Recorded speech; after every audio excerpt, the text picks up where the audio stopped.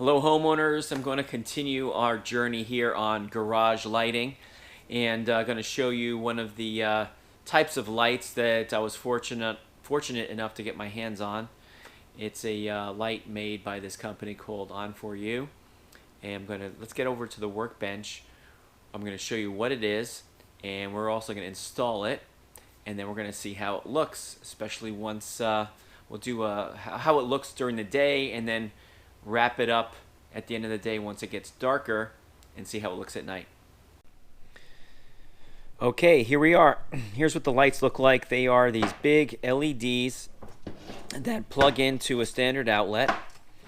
They come with brackets to install and the screws and mollies if you need to put them in your drywall, and some other mounting hardware.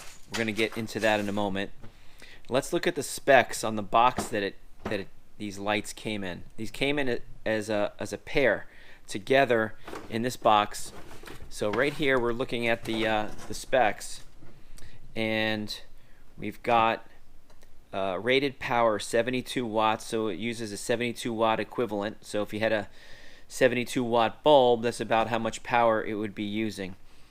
It can plug into a standard 110 to 120 volt outlet, and 6500K, which is the color temperature, lumens, 6500 lumens, and lifetime says 30,000 hours. Okay, so let's take a look at this thing, how it mounts. It looks fairly simple. We've got, I'm gonna try to get this under. I would have appropriate light if these things were already installed in the ceiling. You got this spot here where it looks like these brackets get installed.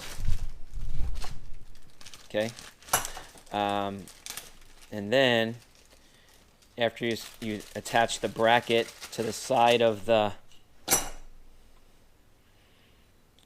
unit on both ends, then you screw this into the ceiling. Let's get that done. Okay, now look what kind of got to get the Allen wrench on here. It's not using a Phillips head screwdriver. It looks like it's an Allen wrench to hold it. Allen key. I'm not sure what size this is, but they provided it. I'm not going to go too tight in the event that I need to wiggle the mounting bracket a little bit. Also, once you have it mounted, you can potentially change the angle and then tighten it down. I also want to get it tight enough so that way I can move it by hand like that. Let's flip it around and do the other side. Alright, they're both there. Now, I think, let's measure this. From the center of this hole to the center of this, we're just about 16 on center, okay? Which means I've got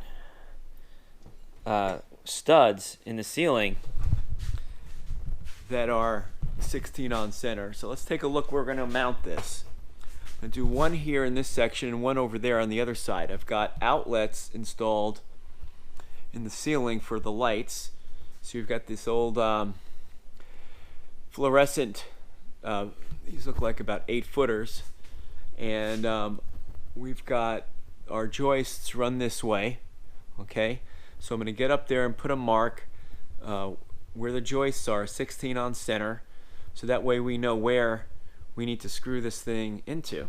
Okay, and then we're going to do the same thing on the other side by these outlets over here, up in this area, so that way we can have another one here.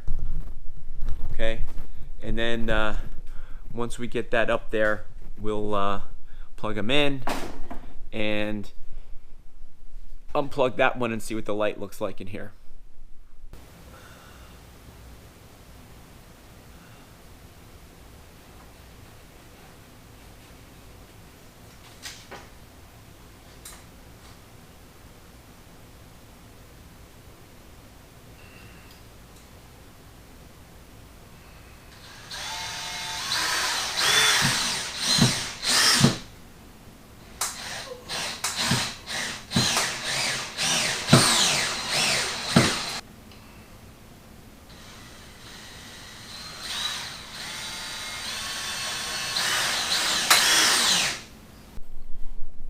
Alright, we've got both of these things installed in the ceiling now, and I'm going to turn off the lights here that I use to videotape, and we'll flip the switch on and see how these things look. Okay, so we have a decent amount of light in the garage from these two, at least in this half of the garage here, not the back half where the doors are. You can still see.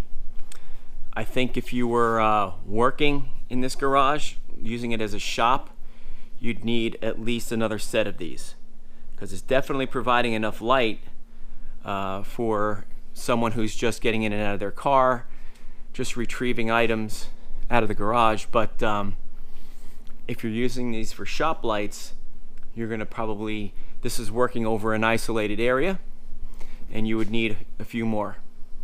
Get up on the ladder and check this out. It's getting pretty hot too. They're very warm.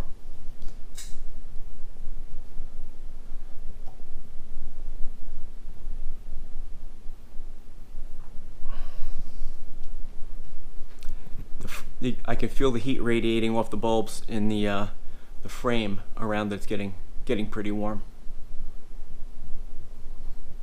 Okay, before I put my closing comments on this, just want to let you know that if you'd like to take a look at these lights on Amazon, I'm going to leave the link down in the first pinned comments and also the description. If you do buy it there, it does help the channel. So like I just said, I think these lights are working well. If you want to light the entire garage, you probably need 4 of them. It is definitely providing enough light directly below where they're installed. I can see these being used well in a shed in addition to the garage. Maybe, and I like the fact that you can angle them, so maybe you put them up in the, instead of in the ceiling, in the corner on the top of the wall, and then angle it, and you can get it across the entire garage that way. That's another way to try it. Maybe I'll move them and see how it looks that way. But it didn't get any hotter than what I described just 2 minutes ago. It seems to be plateauing at its heat level. I've gone up and tested it a couple of times before doing this wrap up. So yeah, if you're looking for garage lights, I'd recommend that you at least take a look at these. This is a great alternative to just the standard lights that come in your garage, a light bulb. Definitely an improvement over fluorescents too. So I appreciate you watching this video. I'm going to have more garage light videos, other lights we're going to be testing. So I'll leave a link down in the description also, and also at the end screen playlist where I'll have all of my garage lights that I'll be testing.